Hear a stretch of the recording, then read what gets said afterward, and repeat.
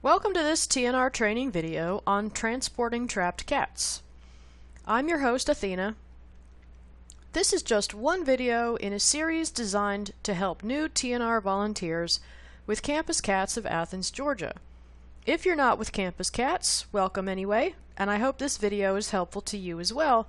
Just keep in mind that some of the specific references might not apply to your situation.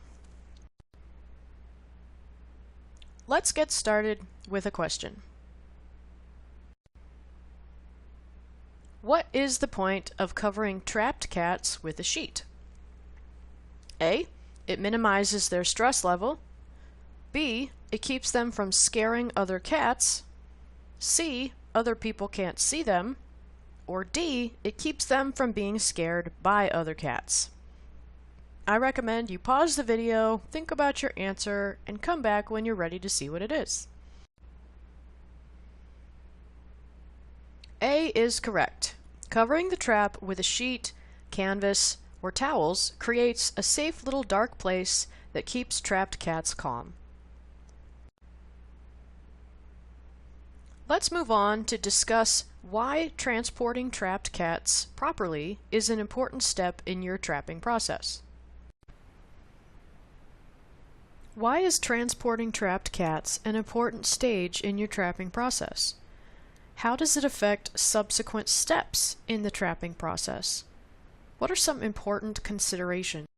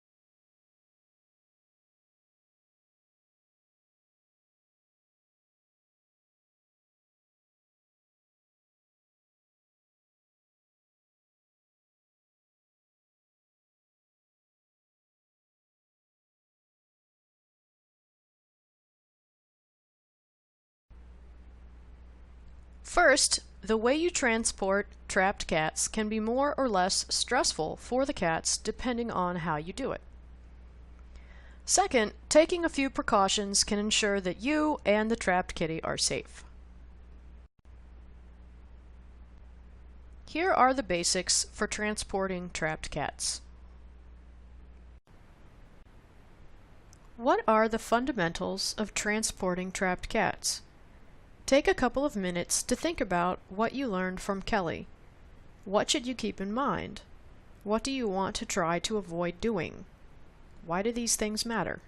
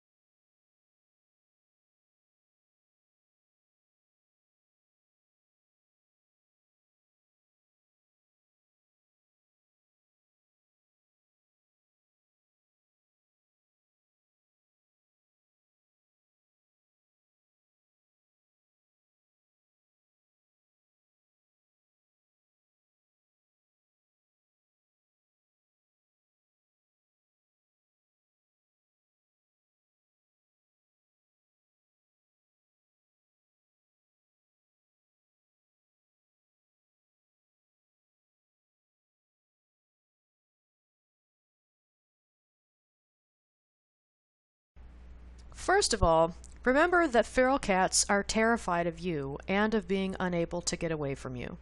They might throw themselves against the trap trying to escape. This can lead to injury and significantly increases their stress level. Prolonged stress can cause their body temperature to rise and make them too hot, and that chronic increase in stress hormones can decrease their immunity.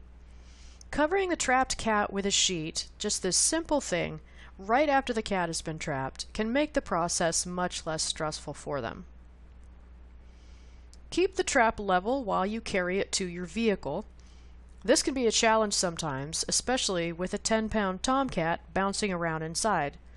You might want to use two hands and hold it against your body to keep it still, or I like to hold the handle with one hand and the front of the trap where it overhangs the door with the other. Keep the trap upright in your vehicle by wedging it against things. Remember that a trap that rolls over will pop open, and you do not want a feral cat running around inside your car. Or prop a single trap against heavy objects that won't slide around while you drive. If you have a lot of traps to transport and have stacked them on top of each other, be sure to secure them in place with rope or bungee cords.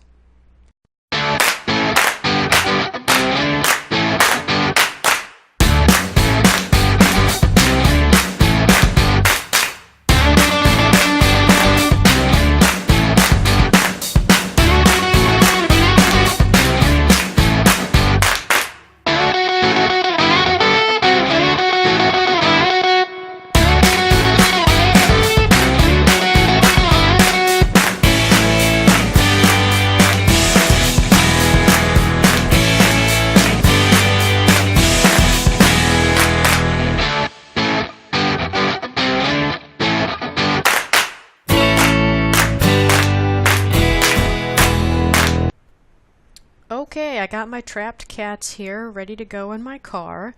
And talk to Kelly if you happen to get two cats in one trap.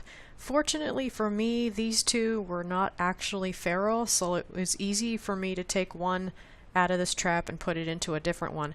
With feral cats, it's much more of a touchy situation because if one of them gets loose, you're going to have to trap it again. So Kelly can help you with that situation. But I wanted to point out that since I just have one trap here, I would want to make sure that I propped it up with something heavy that couldn't move around. In this case, I was going to put another trap next to it and stuff some blankets in between them to make sure that they didn't roll over. So you just want to make sure your trap does not roll over while it's inside your car. Here are some tried and true bonus tips. What have we not discussed yet that is also important? Take a couple of minutes to think about this. What do you do immediately after a cat is caught? What should you consider if you have a car full of trapped cats to transport?